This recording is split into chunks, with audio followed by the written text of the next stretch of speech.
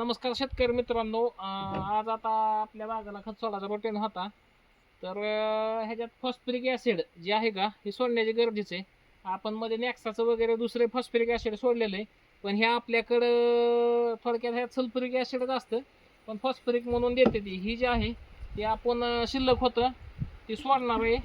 ह्यात 5 लिटर शिल्लक आहे. आता ही बॅलरगत भरून केला आहे आणि ह्याच्यात ही मिक्स करून सोडणार आहे. ह्यात युरिया एक 4-5 किलो टाकणार आहे. युरिया आणि ही जी आहे ती फॉस्फरिक ॲसिड म्हणा किंवा सल्फ्युरिक ॲसिड म्हणा, काय विषय नाही. ही टेक्निकली यूज ओनली असं दिलेलं असते ह्याला.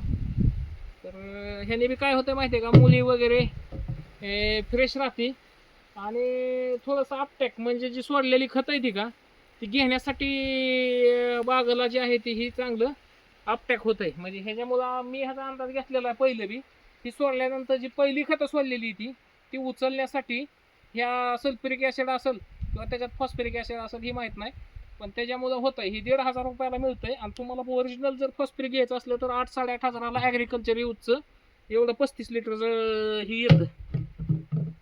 तर हे आज आपण सोडणार आहे. 2 मिनिट थांबू.